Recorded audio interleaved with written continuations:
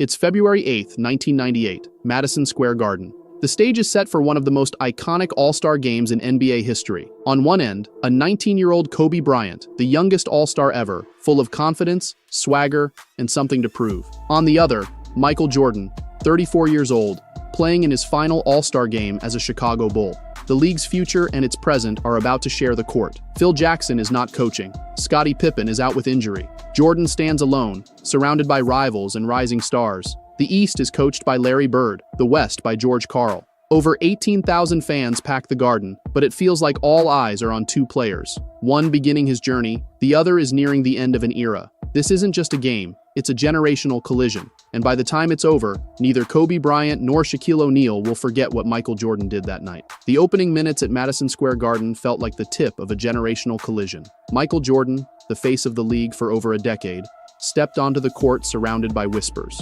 Whispers that this was his final All-Star appearance, that the new era was arriving, that the game was ready to move on. So what did the East do on the very first play? They ran it for him.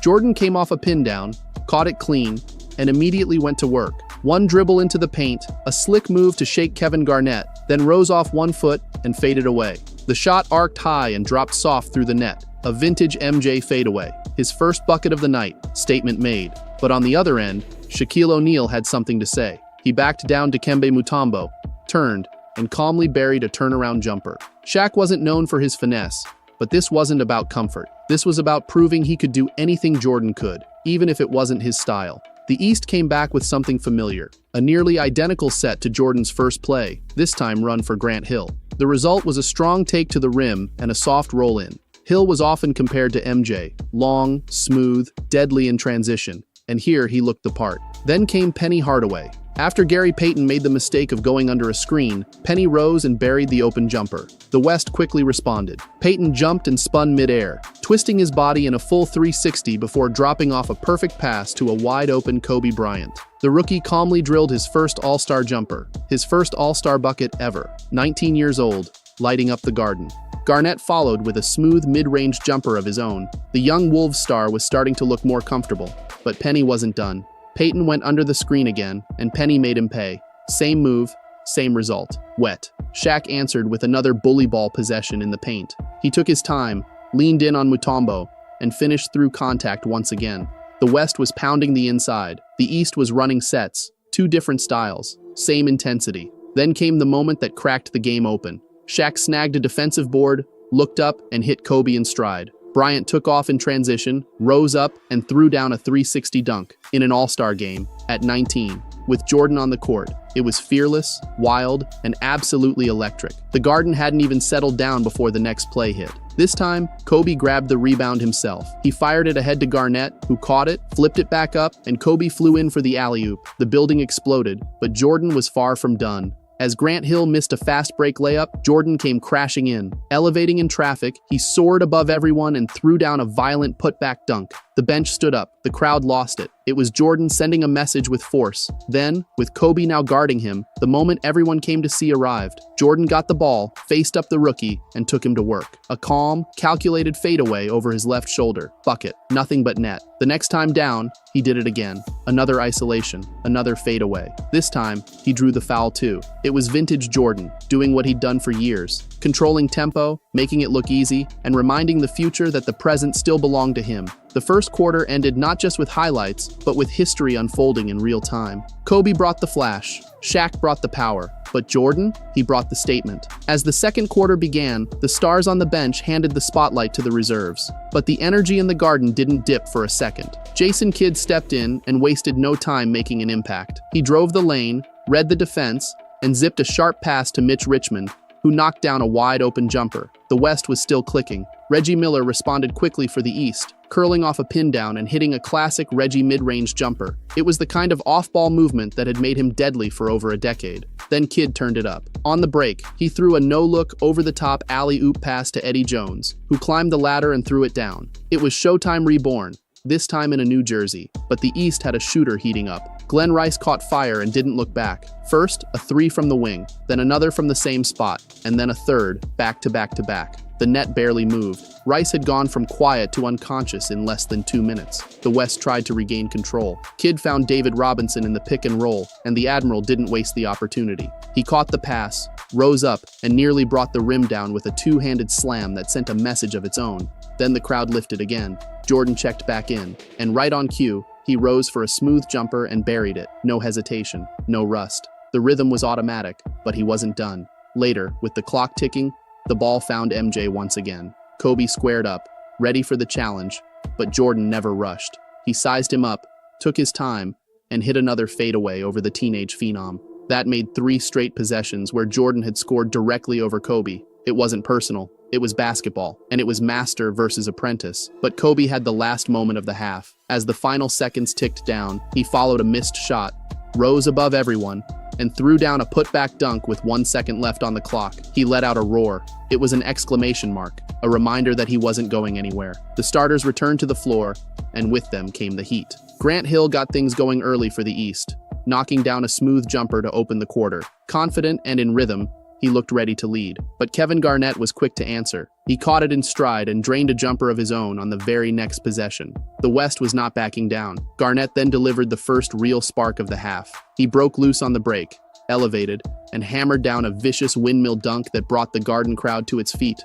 It wasn't just explosive, it was a warning. The East went back to Hill, and once again he delivered. He rose and hit another mid-range jumper, smooth and steady. He wasn't trying to steal the spotlight, he was just keeping the East rolling. Then the Lakers made their presence known. Kobe Bryant threw it to Shaquille O'Neal in the post, who caught it with one hand, spun off the defender, and rocked the rim with a signature power dunk. The building shook. It was classic Shaq, force, finesse, and zero hesitation. But once again, the attention shifted to the moment everyone was watching. Michael Jordan versus Kobe Bryant. MJ got the ball on the wing, sized up the rookie, and used his footwork to fake Kobe out of position. He rose for the jumper, and Shaq came flying in to swat it, but it was too late. The refs called goaltending. Jordan just laughed, smiling as he jogged back. Even when blocked, he was still scoring. Kobe wasn't about to let it slide. On the very next trip down, he pulled up from deep and drilled a 3 right in Jordan's face. No hesitation, no fear, just buckets. The battle was on. Moments later, Kobe put together one of the most confident plays of the night. He faked a behind-the-back pass on the drive, froze the defender, and finished at the rim with style. The swagger was undeniable. The next time down the floor, the defense dared him again. This time, it was Grant Hill who sagged back. So Kobe pulled up and buried another 3, this one right over Hill. That made 2 threes and a highlight finish in a matter of minutes. The kid was cooking. Shaq followed it up with a clean right-handed hook after catching a feed from Karl Malone in the paint. It was the kind of high-low action the West had been waiting to get going. As the third quarter came to a close, the East still held the lead 101-91, but the West was gaining ground. Kobe was heating up. Shaq was controlling the paint. And somewhere across the court, Jordan tightened his laces just a little more. The fourth quarter began with the West looking to mount a comeback. David Robinson ran the floor like a guard, caught a clean pass in transition, and flushed down an easy dunk. It was the kind of effort that showed the West wasn't going to quit.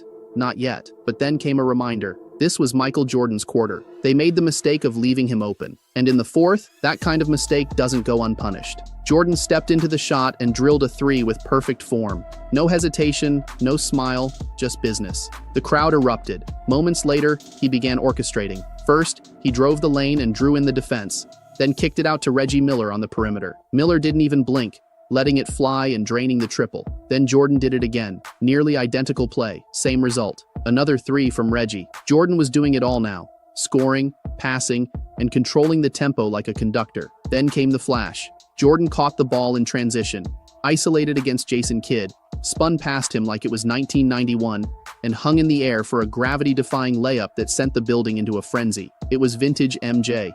The hang time, the control, the finish. He attacked again shortly after, slicing through traffic, trying to recreate the magic. This time he missed, but Antoine Walker came flying in for the putback dunk. The East bench exploded as the lead stretched further. The West wasn't done though. Eddie Jones drove into the paint and hit the most acrobatic layup of the night, twisting through defenders midair and kissing it off the glass. Then Kobe got the ball and answered with a move of his own. He hit Jordan with a spin, exploded to the rim, and laid it in. One last highlight from the teenager who had fought hard all game. Nick Van Exel added a surprise of his own. At 6'1", not many expected him to rise, but he did just that, throwing down a dunk with authority and reminding the world that this game still had gas left in the tank. But the outcome was no longer in doubt. The East had taken over and never looked back. Final score, East 135, West 114. When the lights faded at Madison Square Garden, one thing was clear. Michael Jordan was still the king. He finished with 23 points, 6 rebounds, and the All-Star MVP in what would be his final appearance as a Bull. Kobe brought flash, Shaq brought power, but MJ brought mastery. It wasn't just a game, it was a message. The future was bright, but the present still belonged to number 23. And as Kobe watched from across the court, he saw it firsthand. Greatness wasn't fading. It was reminding everyone why it still owned the moment.